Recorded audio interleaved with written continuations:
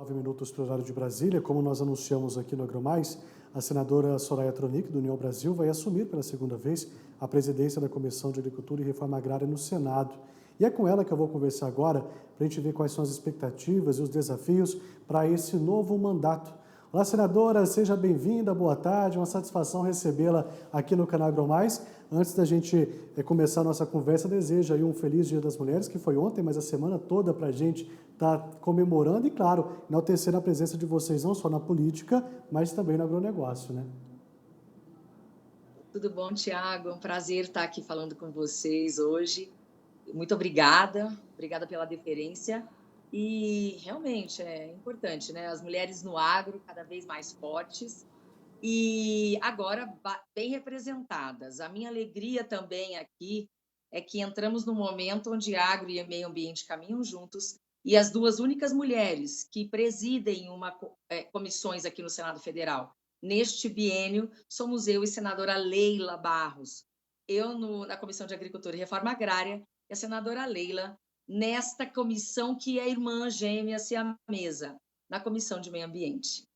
Ô, senadora, vamos aproveitar esse gancho, já que a senhora colocou, de trabalhar juntos a agricultura com o meio ambiente. Acredito que seja um novo momento que a gente está vivendo agora. Não porque a nossa agricultura não seja sustentável, a gente fala disso aqui diariamente no canal AgroMais, a gente sabe disso, ela é totalmente sustentável, mas nós estamos num governo que tem esse viés mais para o lado da sustentabilidade e também do meio ambiente. De que forma, então, a senhora analisa o que mudou de 2019, quando você assumiu a primeira vez essa comissão, para cá? Tem alguma coisa de diferente nesse período que precisa ser reajustado agora para que o agronegócio consiga caminhar com mais tranquilidade?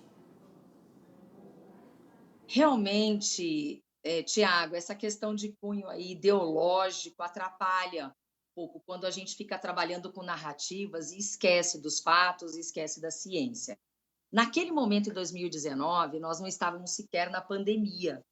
A pandemia começou um ano depois. Então, eu tive dificuldades porque eu estava começando, bastante inexperiente, mas lógico, né, ali dentro do meio e muito aberta, estudando bastante.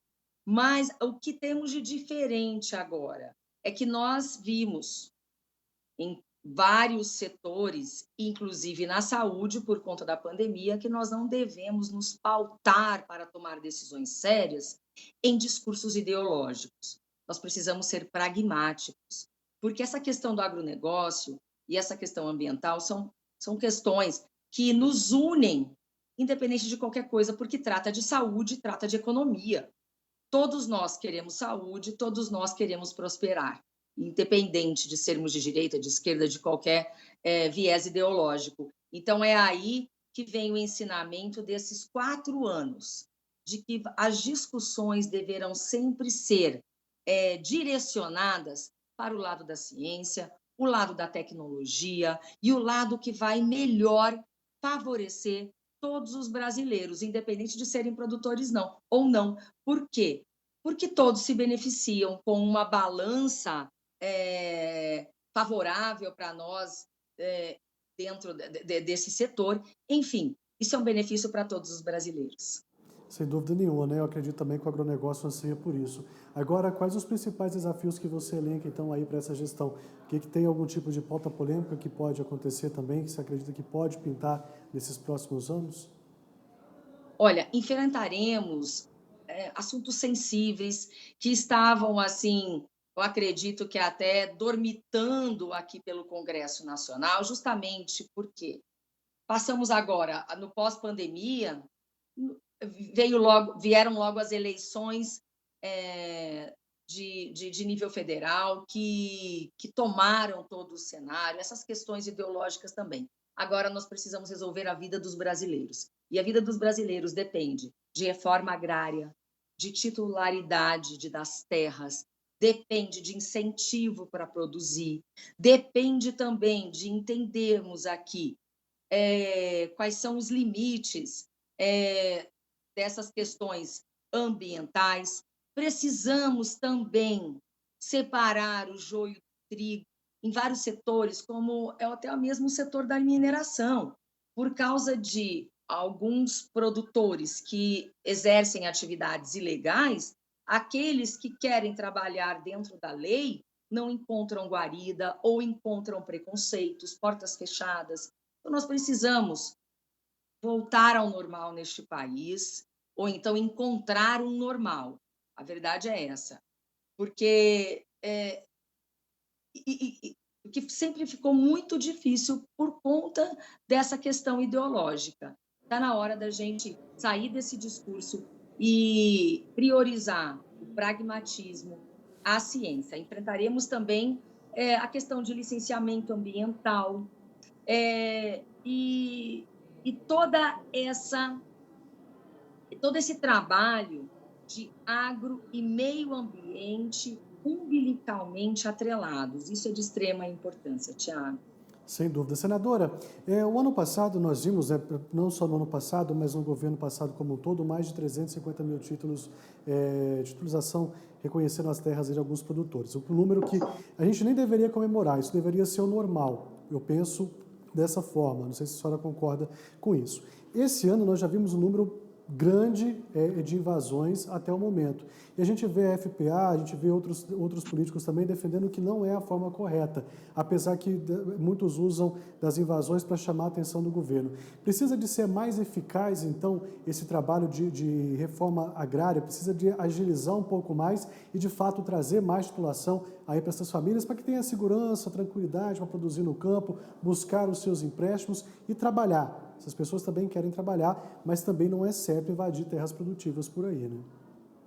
Claro, claro que não. Nós somos absolutamente contra a invasão de terras, porém somos a favor da reforma agrária, mas uma reforma agrária, Tiago, plena, que faça todo o processo. E o processo termina quando você entrega para aquele assentado o mais importante para ele, que é o título.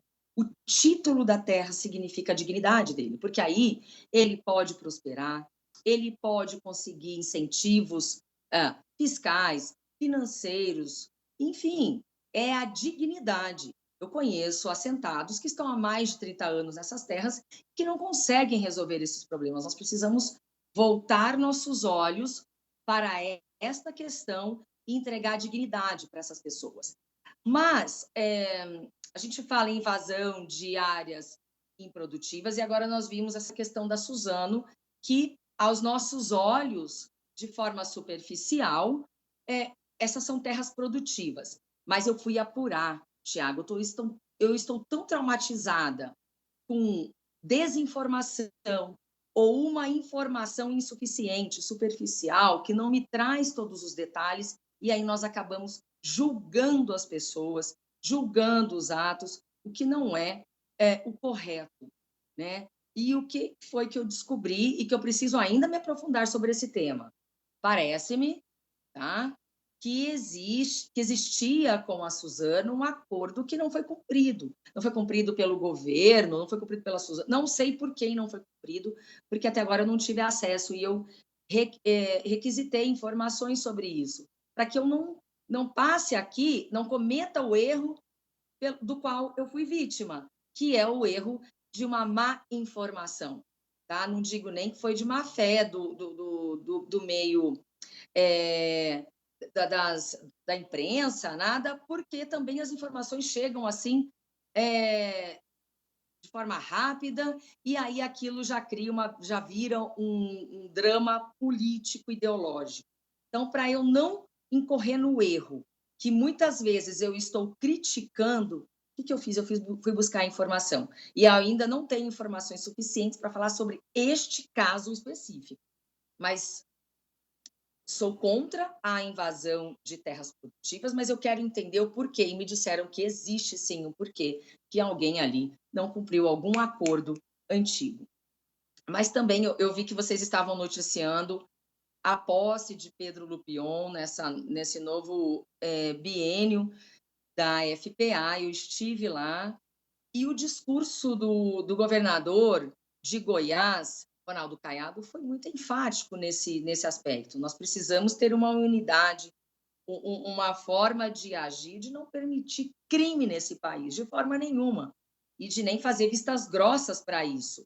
que sejamos pragmáticos. Quem produz tem que ter a segurança jurídica, o direito de propriedade.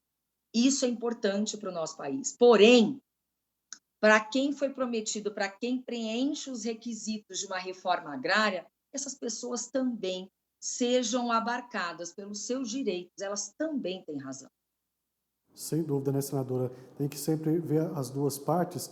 E só reforçando, nós tivemos ontem uma reunião com o ministro Paulo Teixeira, com reintegrantes do MST e também com representantes da Suzano. Esse diálogo está suspenso desde 2016 e a promessa agora é para que faça o que foi acordado e que beneficie as duas partes, tanto a Suzano como também os integrantes do MST, é o que nós estamos acompanhando aqui de perto no AgroMais, todos esses detalhes. Agora, pegando o gancho do que a senhora disse sobre a posse do Pedro Lupion, nós vimos também aí essa questão da reforma tributária que está preocupando muito o setor do agronegócio, porque essa unificação pode acabar acarretando mais impostos aqui para o nosso setor. Como vocês estão vendo isso e como a comissão pode trabalhar nessas negociações? Eu trabalhei um período no Congresso Nacional como parlamentar, como deputado, e eu aprendi uma das coisas com ele, que ele falou assim: Tiago, tudo que chega aqui na Câmara, um projeto que sai, ele sai um diamante bruto.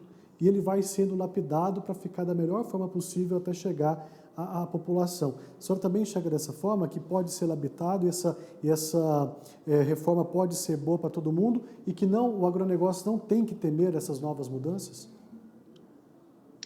Tiago, peço perdão aqui, só vou voltar ali na questão das invasões e da Suzano. Você mesmo aqui confirmou que existe um acordo e que isso precisa ser analisado no caso concreto, e não que a gente coloque isso como um problema político, por mais que eu tenha discordâncias em relação ao atual governo de como ele fez uma reforma agrária sem entregar na plenitude essa reforma agrária. Então, só traz a propaganda.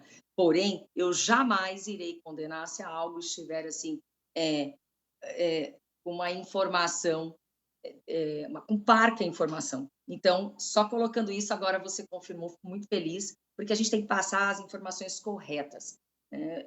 Se nós estamos aqui falando com a maioria aqui da sua audiência é do agronegócio, que eles não coloquem minhoca na cabeça e nem se preocupem com questões que não são questões relevantes para se preocupar. Se estivéssemos tendo invasões sem uma questão jurídica ali interna, tudo bem, mas vamos entender esse caso concreto para a gente poder criticar ou não, ou tentar, o que nós estamos fazendo aqui. A nossa obrigação é encontrar soluções e não ficar tacando pedras, né? E agora, reforma tributária. Tiago, você tem toda a razão. Essa preocupação é de todos os setores. Eu sou de um partido liberal na economia e que tem uma proposta, uma bandeira de liberdade econômica e trabalhou uma reforma tributária, tanto que foi essa a bandeira da nossa campanha para a presidência no ano passado. Bom, partindo disso, eu tenho uma visão, assim, acho que um pouco mais aprofundada em relação a essa reforma tributária. E quanto mais eu me debrucei sobre isso, mais eu fiquei contra as duas reformas que tramitam nas duas casas aqui do Congresso Nacional. Não contra totalmente, porque, igual você disse, elas vão sendo buriladas. Mas o que me preocupa é que esse fatiamento, o que tramita numa casa, o que tramita noutra casa, corta um pedaço, nega outro pedaço, o que é bom, o que não é, nós vamos formando uma colcha de retalhos que às vezes não é analisada de forma conjunta. Então, precisamos ter muito cuidado, principalmente porque nós já tivemos agora essa questão assim de invasão no Pacto Federativo, quando o governo colocou o dedo no ICMS, governo federal, o antigo governo federal colocou o dedo no ICMS ali dos combustíveis. Isso trouxe prejuízo para estados, isso trouxe uma briga, isso trouxe insatisfação, isso trouxe vários problemas. Nós precisamos começar com uma proposta aqui no nosso âmbito, primeiramente, tratando apenas dos tributos federais, que essa é a nossa competência. Temos que respeitar os estados e municípios. E, se formos trabalhar com isso, jamais retirar a arrecadação desses entes federados ou, pior ainda, aumentar aumentar a taxação para quem produz, para todos os setores produtivos e também para o consumidor. Tanto que a nossa proposta do Imposto Único Federal desonerava a taxação no consumo e transferia de uma forma ou de outra para a renda. Por quê? Transferia para a movimentação financeira, com algumas exceções. Então, isso é muito importante ser destacado acima de tudo, que nós precisamos modernizar, simplificar a nossa tributação. Precisamos, como é a nossa proposta, não é porque a União Brasil perdeu as eleições para a presidência em 2022 que nós abandonamos as bandeiras. Eu continuo aqui e vou propor uma PEC, que é um fatiamento, é uma parte da nossa proposta, mas que, acima de tudo, traz a simplificação de uma forma ou de outra, uma justiça nessa contribuição do povo brasileiro. Agora, e na nossa proposta, nós manteríamos a arrecadação, porque nós distribuiríamos, faríamos a coleta de uma forma muito mais justa.